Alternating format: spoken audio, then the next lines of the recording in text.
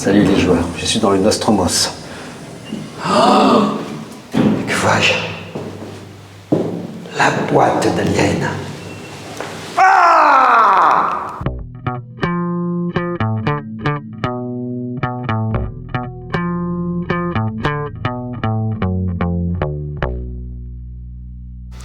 Et voilà, le jeu est installé. Bon, bien sûr, c'est une configuration un peu particulière. Nous serons sur un jeu qui peut se jouer en solo, de 1 à 5 personnes. Et donc, bon, là, j'ai mis une configuration un peu, ouais, une configuration solo. On va identifier le matériel, ça nous permettra de comprendre qui nous sommes. Alors déjà, qui nous sommes, nous pouvons choisir d'être soit Ripley, sympa, soit Dallas, hyper sympa aussi, Brett. Nous avons Parker et enfin, nous avons Lambert. Voilà, bon, si je dois décrire la fiche de personnage, alors oui, puisqu'on peut parler de fiche de personnage, ce que je peux porter, le nombre d'actions que je peux faire, nos capacités, ici pour une action, je révèle la première carte rencontre de la pioche. Je peux choisir de remplacer cette dernière sur la pioche ou de la glisser dessous. Il s'agit bien d'un jeu coopératif. Alors jouer en solo, c'est pas forcément l'idéal, mais on va essayer de simuler la partie solo. Moi je vais prendre Replay, je vais l'installer donc ici, je sais pas si sur l'écran nous allons la voir. Pour simuler notre personnage, nous avons des figurines, les voici. Alors Replay, que voilà, alors j'essaie de faire la mise au point, le zoom, ça a l'air de se mettre en route, voilà. Donc il y a le nom du personnage qui est indiqué ici, des petites figurines qui sont très sympas.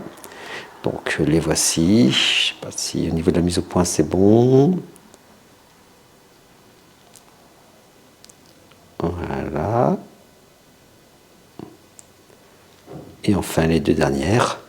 Êtes-vous vraiment sûr qu'il n'en resterait que celle-là? En fait, il y en a une qui est déjà installée sur le plateau, vous la voyez ici. Il s'agit bien entendu de notre alien.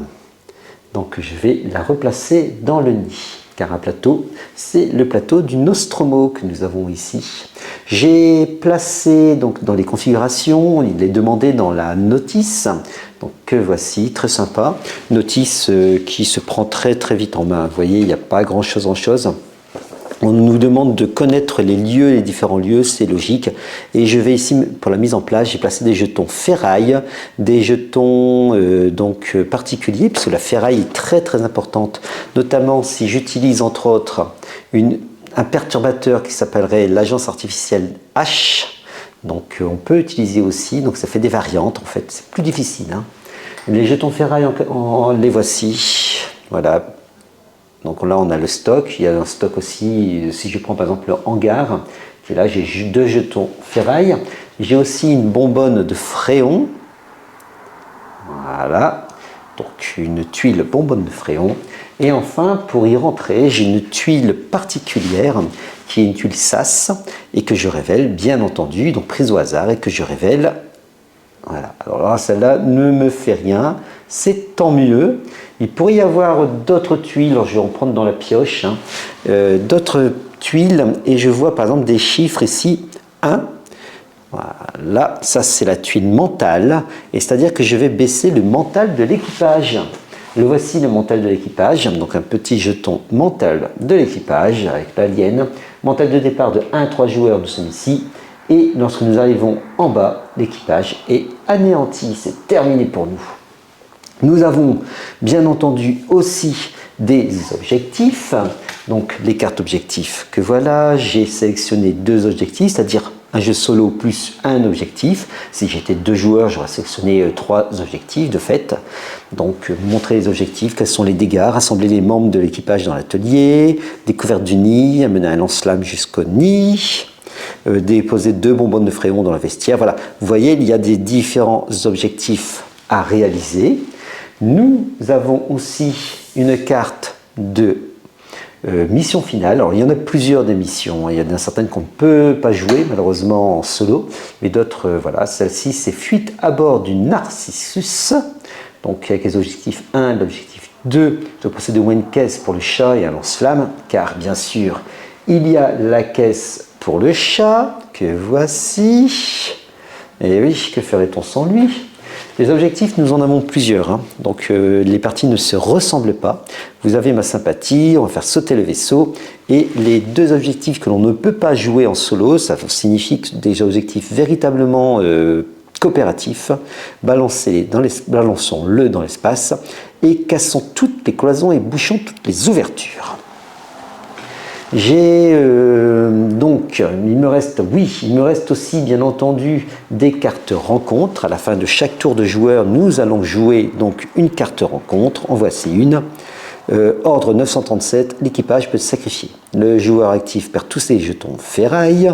Si vous jouez avec H et qu'aucun membre d'équipage ne se trouve au même endroit que lui, déplacez-le à 2 espaces selon les règles habituelles, etc., etc. Donc à chaque fois des rencontres, c'est pas très sympa. Vous jouez tour par tour et les actions sont donc coordonnées. Pour cela, pour se rappeler de comment va-t-on utiliser nos personnages, on va utiliser les actions. Nous allons utiliser par exemple replay à 4 actions. Je peux choisir entre me déplacer, ramasser, déposer, utiliser, fabriquer, échanger. Les icônes ici sont précisées. Et derrière, j'ai à chaque fois les petites choses, donc détecteur de mouvement, lance-flamme, etc., les différents objets et qu'est-ce que cela apporte de plus au jeu. Vous voyez, c'est un jeu où vous allez monter en tension assez vite et je dois vous dire que l'ambiance est plutôt pas mal. On voit tout ça dans le débriefing. Ah, j'ai oublié une dernière petite chose. Suivant les tuiles, nous avons aussi des tuiles compte à rebours, 1, 2, 3, 4, enfin devrais-je dire plutôt 4, 3, 2, 1, pour avoir les tuiles autodestruction. Et donc là, je vous ai présenté l'entièreté du matériel contenu dans ce jeu. Et maintenant, mon petit retour, qu'est-ce que je pense de ce jeu? Et c'est maintenant. Eh bien, me voilà réfugié dans une des salles du Nostromo et pour vous donner mon avis sur cette boîte qui fonctionne très très bien. Jeu coopératif jusqu'à 5 joueurs et on monte progressivement en tension. Le matériel est plutôt de bonne qualité, tout fonctionne, tout est fait pour que ça aille bien. Vous avez pu remarquer d'ailleurs peut-être le screamer avec le chat, c'est un élément du plateau, c'est le verso du plateau, c'est même surprenant lorsqu'on ouvre la boîte. Non, tout est bien pensé, il me fait penser d'ailleurs à Nemesis. Je ne sais pas si vous avez déjà vu cette vidéo, nous l'avons tournée il y a quelques années, il y a 2 ans, peut-être 3 ans. Et Nemesis est un jeu un peu plus compliqué, avec un immense plateau.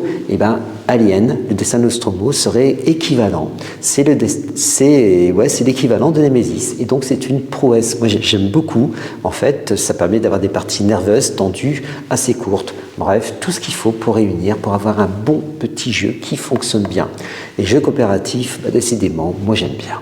Voilà, vous savez tout à peu près sur Alien. Il est temps de se quitter et de se dire salut les joueurs!